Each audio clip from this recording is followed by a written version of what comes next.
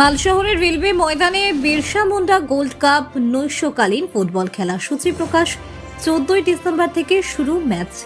গত বছরের ন্যায় এবছরও উৎসাহ ও উদ্দীপনা নিয়ে শুরু হতে চলেছে বিরসা মুন্ডা গোল্ড কাপ নৈশকালীন ফুটবল টুর্নামেন্টে মালবাজার রেলওয়ে মাঠে। সেই উপলক্ষে আজ মাল রেলওয়ে মাঠে লটারির মাধ্যমে ফুটবল খেলার সূচি প্রকাশ করা হয়।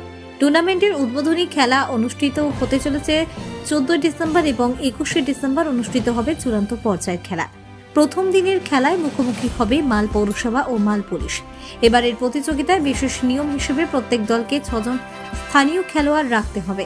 বাইরে থেকে নেওয়া যাবে সর্বোচ্চ 5 জন খেলোয়াড়। আয়োজকদের মতে স্থানীয় খেলোয়াড়দের সুযোগ বাড়াতে এই সিদ্ধান্ত, যাতে ভবিষ্যতে এলাকার যুবকেরা খেলাধুলায় প্রতিবেশী পরিমাণে আগ্রহী হয়। মাল পৌরসভার চেয়ারম্যান উৎপল ভাদুরী জানান, আমরা সবসময় খেলাধুলার পাশে আছি। টুর্নামেন্টের জন্য যা যা সহযোগিতা প্রয়োজন পৌরসভা তার সবটুকু করবে। বিরসা মুন্ডা গোল্ড কাপ এখানে আমরা আরম্ভ করেছিলাম।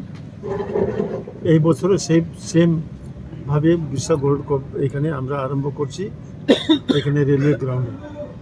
তো নিশ্চয়ই আজকে আমাদের ফাইনাল একটা ডিসিশন আমরা আজকে নিলাম। এখানে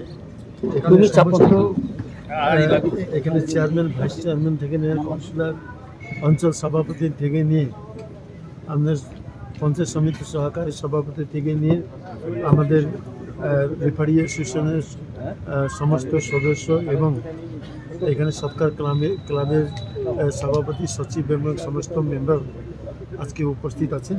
আমি সবাইকে আমার পক্ষ থেকে অনেক ধন্যবাদ জানাচ্ছি যে তারা এই ফুটবল খেলার জন্য আজকে রবিবার দিন তার সত্ত্বেও তাদের মূল্যবান সময় আজকে তারা দিয়েছেন এই ফুটবল কমিটির জন্য।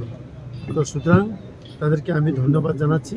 সুতরাং আজকে আপনারা নিশ্চয়ই জানেন, গত বছর আমাদের যে টুর্নামেন্টটা হয়েছিল সেটা টোটালি সব বাইরের থেকে টিম আনা হয়েছিল, কিন্তু এইবার সমস্ত এখানে ক্লাবের যে কমিটি আছে, সমস্ত ফুটবল টুর্নামেন্টের যে কমিটি, সেই চিন্তা ভাবনা করে একটা ডিসিশন নিয়েছে যে এই খেলাটাকে যদি আমরা লোকালকে যদি ফার্স্ট প্রায়োরিটি না দিলে আগামী দিনে কিন্তু ফুটবল ছেলেরা তৈরি হবে না।